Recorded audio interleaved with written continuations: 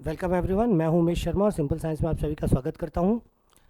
आज हम सॉल्व करने जा रहे हैं मैथ्स क्लास 10th का chapter quadratic equations.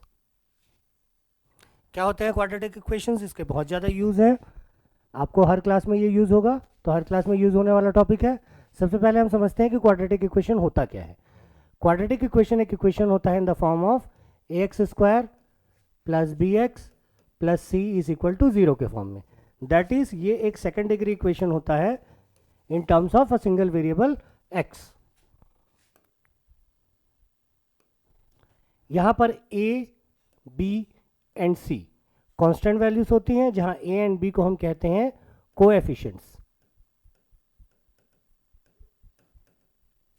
And c को कहा जाता है constant term. x is a variable here, ये तीनों कांस्टेंट वैल्यूज होते हैं। डिग्री होती है क्वाड्रेटिक इक्वेशन में 2। इसका ग्राफ किस तरीके से बनता है ये हम लोगों ने पॉलिनोमियल चैप्टर में समझा था। कुछ इस तरीके से यू शेप में ग्राफ बनता है। ज़रूरी नहीं है कि एग्जैक्टली ऐसा ही बने, किसी भी तरह का यू बन सकता है। ये कहीं पर एक्सिस को ना काटे, ये भी हो सकता है, ऐसा भी बन सकता है, यहाँ पर भी बन सकता है, लेकिन इसका शेप होता है यू शेप। चलिए आगे बढ़ते हैं। तो सबसे पहला जो एक्सरसाइज हमको दिया हुआ है, इसमें हमको चेक करना है, कुछ इक्वेशंस दिए हुए हैं कि whether they are quadratic equations और नॉट। चलिए सॉल्व करते हैं, चेक करते हैं इनको क्वाड्रेटिक इक्वेशंस है कि नहीं। क्वाड्रेटिक इक्वेशंस होंगे अगर, तो हमारा कौन सा फॉर्म में आएगा? इस फॉर्म में आएगा, X square plus B X plus C. Question number 1 पे चलते हैं।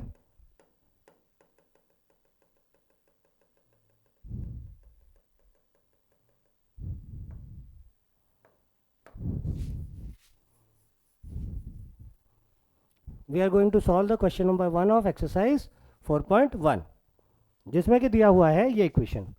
हमको चेक करना है कि ये इक्वेशन जो है ये क्वाड्रेटिक इक्वेशन है कि नहीं है। इस इक्वेशन को सॉल्व करेंगे, एक्सपेंड करेंगे। x प्लस 1 का square is equal to 2x minus 3, bracket open करेंगे। a प्लस बी स्क्वायर का expansion, a square plus B square plus 2ab is equal to 2 times x minus,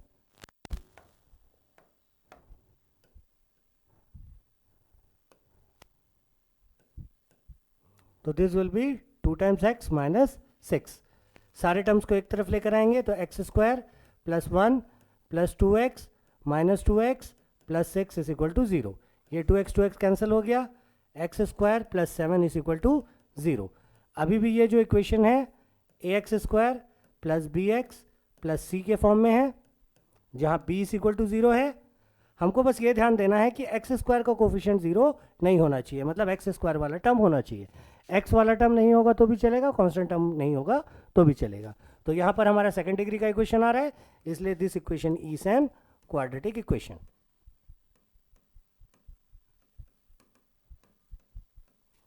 second question पे चलते हैं। Second question solve करते हैं। X square minus 2x minus 2 into 3 minus X, इसको simplify करते हैं।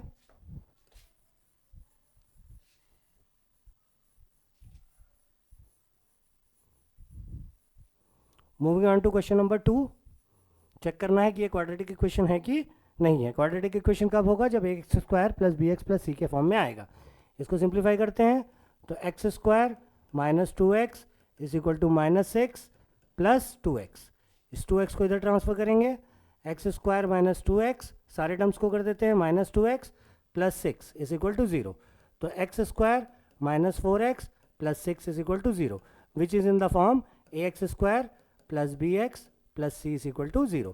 इसलिए ये क्वाड्रेटिक इक्वेशन है, quadratic equation.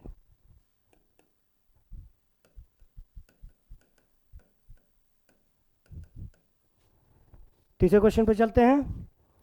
x minus 2x plus 1, x minus 1, x plus 3।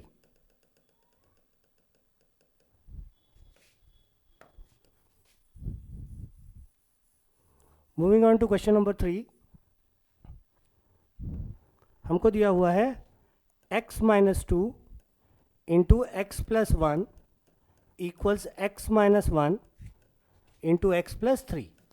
Distributive law लगा के सॉल्व करेंगे। This will be equal to x into X plus 1 minus 2 into X plus 1, इसी तरीके से राइट हैंड साइड में x into X plus 3 minus 1 into X plus 3.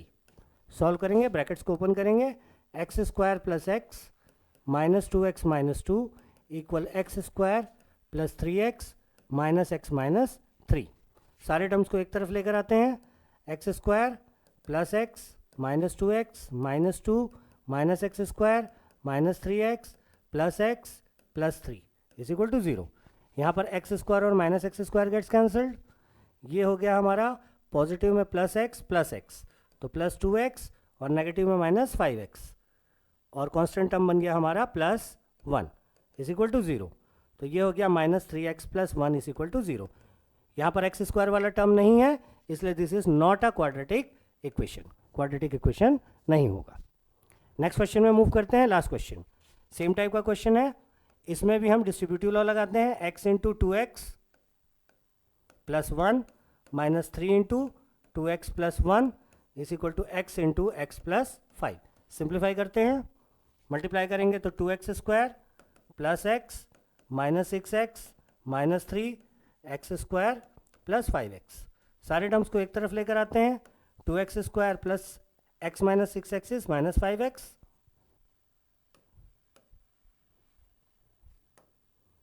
Minus 3 अपनी जगह पर is equal to X square plus 5x. सारे terms को एक तरफ लेकर आते हैं तो 2x square minus 5x minus 3 इस तरफ आया minus X square minus 5x equal 0. थोड़ा सा और सिंप्लीफाई करते हैं इसको. 2x square minus X square, इन दोनों को सिंप्लीफाई करने पर हमको मिलेगा X square minus 10x minus 3 equal 0, जो कि हमारा ax square plus bx plus c के फॉर्म में है, इसलिए ये भी क्वाड्रेटिक इक्वेशन होगा. 4 क्वेश्चन हमने सॉल्व कर लिए. मूव ऑन करते हैं नेक्स्ट क्वेश्चन पे. Question number 5, 2x minus 1 x minus 3 x plus 5 x minus 1. इसको भी हम सेम तरीके से डिस्ट्रीब्यूटिव लॉ लगाकर सिंप्लीफाई करेंगे. 2x x minus 3 minus 1 x minus 3 plus equals x minus 1 plus 5 x minus 1. Simplify करेंगे. 2x square minus 6x minus x plus 3 X square minus x plus 5 minus 5. सारे terms को एक तरफ लेकर आएंगे तो 2x square minus 7x plus 3 इस तरफ हो जाएगा माइनस एक्स स्क्वायर. इसको सिंप्लीफाई करेंगे तो आएगा plus 4x, left hand side आके माइनस 4x माइनस का प्लस 5 इक्वल 0. इसको सिंप्लीफाई करते हैं again. 2x square minus X square is X square minus 7 minus 4 is minus 11x plus 3 plus 5 is plus 8 is equal to 0. तो ये भी quadratic equation होगा क्योंकि ये भी ax square plus bx plus c के फॉर्म में है. Moving on to question number 6. Question number 6 पे मूव करते हैं.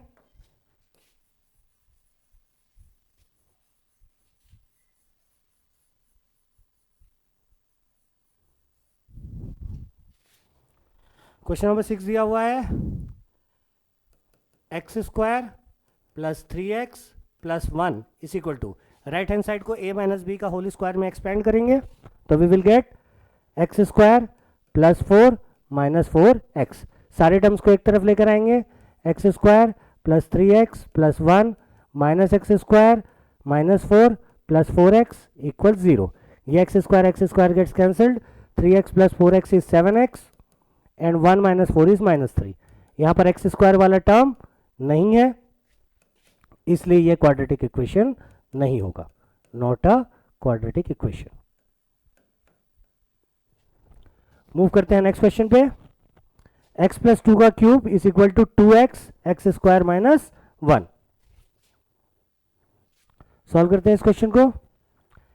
x प्लस 2 का cube equals 2 times x into X square minus 1. Simplify करते हैं. a प्लस बी का whole cube a cube plus 2 का cube b cube plus 3a square into b plus 3a into B का square is equal to 2 times X cube minus 2 times X. Simplify करते हैं इसको. X cube अपनी जगह पर, 8 constant अपनी जगह पर, ये हो गया 3 इंटू 2 6x², ये हो गया 3 इंटू 4 12x माइनस 2x³ सब टर्म्स को एक तरफ लेकर आ रहे हैं plus 2x is equal to 0। Simplify करेंगे तो x³ minus 2x³ is minus x³, x² वाला एक सिंगल टर्म है प्लस 6x², x वाले दो टर्म है 12x plus 2x is 14x, और कांस्टेंट टर्म एक सिंगल टर्म है प्लस 8 इज इक्वल टू 0। इस इक्वेशन में highest power of the variable is 3, तो ये क्वाड्रेटिक इक्वेशन नहीं होगा। क्यों नहीं होगा? क्योंकि क्वाड्रेटिक इक्वेशन में हाईएस्ट पावर कितना होना चाहिए? 2 होना चाहिए, और यहाँ पर हाईएस्ट पावर हमारा 3 है, तो ये इक्वेशन भी क्वाड्रेटिक इक्वेशन नहीं होगा। मूव करते हैं लास्ट क्वेश्चन की तरफ। x³ minus 4x² minus x plus 1, इसको एक्सपेंड करेंगे a³ प्लस b³ में, a³ minus b³ plus 3ab² 3ab का square minus 3a² x² into 2। Simplify करते हैं इसको, x³ minus 4x² minus x plus 1 equals, एक बार और सिंप्लीफाई करके लिख लेते हैं, x³ minus 8 plus 12x minus 6x²। सारे टर्म्स को एक तरफ लेकर आते हैं, x³ minus 4x³ minus x plus 1 minus x³ minus 8 plus 8 minus 12x और plus 6x² is equal to 0। ये x³ gets cancelled, this is square, mistake हो गई थोड़ी सी, तो ये हो गया हमारा minus 4x² plus 6x²। x² वाले दो टर्म्स है, एक ये है और एक ये है, दोनों को ऐडअप करने पर हमको मिलेगा 2x²। x वाले दो टर्म्स है, ये वाला और ये वाला, तो माइनस 13x और 1 plus 8 is 9 is equal to 0। तो this is a quadratic equation. सारे क्वेश्चंस को हम लोगों ने सॉल्व किया और समझने की कोशिश की कि कौन से इक्वेशंस क्वाड्रेटिक होंगे, कौन से इक्वेशंस क्वाड्रेटिक नहीं होंगे। जो इक्वेशंस क्वाड्रेटिक होंगे उसका टर्म होगा ax² plus bx plus c is equal to 0। इसमें आपका b और c वाला टर्म, bx वाला टर्म और c वाला टर्म 0 हो सकता है, लेकिन आपका x² वाला टर्म 0 नहीं हो सकता।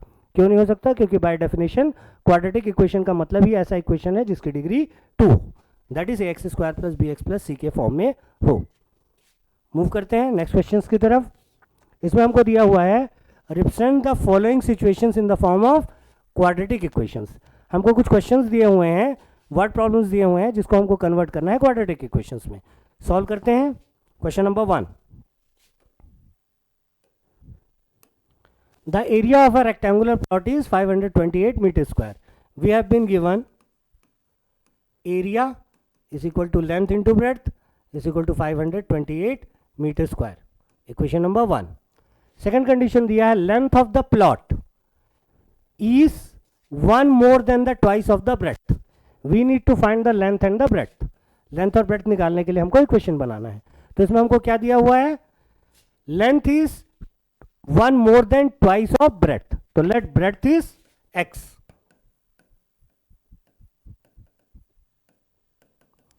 तो हमारा लेंथ दिया हुआ है twice of breadth that is 2x plus 1 more then twice of breadth. ये हो गया हमारा लेंथ और ब्रेड्थ। इसको पुट कर देंगे इक्वेशन नंबर 1 में, तो हमको मिल जाएगा quadratic equation. Putting in 1 we will get length into breadth is equal to 528 metre square. Move करते हैं आगे। लेंथ की वैल्यू हमारे पास है 2x प्लस 1 और ब्रेड्थ की वैल्यू है x is equal to 528 metre square. Simplify करेंगे 2x² प्लस x, 528 को लेफ्ट हैंड साइड लेके आएंगे, माइनस 528 इज इक्वल टू 0। ये फॉर्म हो गया हमारा क्वाड्रेटिक इक्वेशन। इसको सॉल्व करके हम यहाँ पर x की वैल्यू निकाल सकते हैं। x की वैल्यू निकलने पर हमको लेंथ और ब्रेड्थ की वैल्यू निकल जाएगी। इन क्वेश्चंस को हम सॉल्व करना सीखेंगे नेक्स्ट में। मूव करते हैं नेक्स्ट क्वेश्चन में। तो इसका आंसर हो गया 2x² plus x minus 528 is equal to 0। Moving on to the next question. इसमें क्या करना है? इसमें भी हमको क्वाड्रेटिक इक्वेशन बनाना है। The product of 2 consecutive positive integers is 306। तो कंसेक्यूटिव का मतलब क्या होता है? लगातार। और पॉजिटिव इंटीजर्स मतलब हमको x की वैल्यू पॉजिटिव इंटीजर्स के टाइम के रूप में चाहिए। अगर हमारे पास इंटीजर नहीं आती है, फ्रैक्शन में या रैशनल नंबर आती है, या डेसिमल नंबर आती है या फिर नेगेटिव में आती है तो उन वैल्यूज़ को हमको लेना नहीं है, वो हमारा सॉल्यूशन नहीं होगा। तो यहाँ पर 2 कॉन्जिक्यूटिव पॉजिटिव इंटीजर्स दिया है, let 1 positive integer is equal to x। तो कंजिक्यूटिव का मतलब होता है लगातार, जैसे 2 के बाद 3 आता है तो 2 and 3 आर कंजिक्यूटिव, 3 के बाद 4 आता है तो 3 and 4 आर कंजिक्यूटिव, 6 से पहले 5 आता है तो 5 and 6 आर कॉल्ड कंजिक्यूटिव। तो अगर एक नंबर x है तो दूसरा नंबर हम x+1 ले सकते हैं या x-1। यहाँ पर ले लेते हैं अदर इंटीजर को x+1। According to the question the product of these two integers, product मतलब x इंटू x+1, दोनों इंटीजर्स को मल्टीप्लाई करने पर हमको मिलेगा वैल्यू 306। सिंप्लीफाई करते हैं, x square plus X is equal to 306। 306 को ट्रांसफर करते हैं left hand side, X square plus X minus 306 is equal to 0। This is our required quadratic equation, जिसको हम फैक्टराइजेशन या दूसरे मेथड्स की मदद से सॉल्व करके एक्स की वैल्यू निकाल सकते हैं। एक्स की वैल्यू निकल जाएगी तो अदर इंटीजर भी निकल जाएगा। फिलहाल this is our answer. Move करते हैं नेक्स्ट क्वेश्चन की तरफ। Rohan's mother is 26 years older than him, the product of their edges, उन दोनों के एजेस का प्रोडक्ट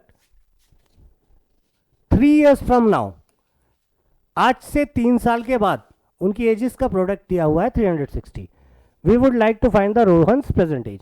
जैसे कि मैंने आप लोगों को प्रीवियस चैप्टर में भी बताया है, मैंने आपको पूरा 3 चैप्टर सॉल्व करके दिया हुआ है, जिसमें हम लोगों ने समझा था कि जो आस्क्ड वैल्यू होती है, जो वैल्यूज फाइंड आउट करनी होती है, उसको हम एज्यूम करते हैं एक्स एंड वाई।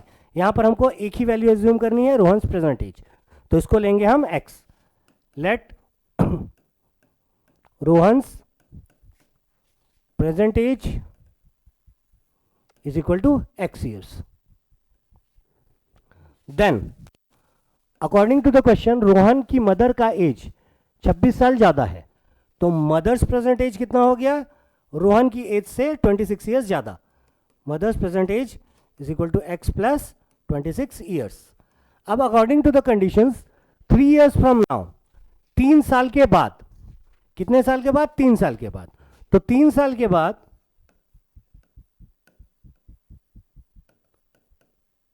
रोहन का एज कितना होगा, रोहन के एज में 3 साल और बढ़ जाएंगे। रोहन से age is equal to X plus 3 years.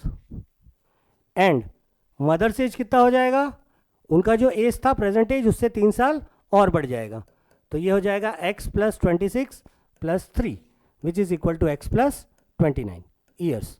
Now according to the question 3 साल के बाद का जो एजेस है दोनों के, उनका product that is x plus 3 and x plus 29 का प्रोडक्ट इक्वल्स टू 360 गिवन।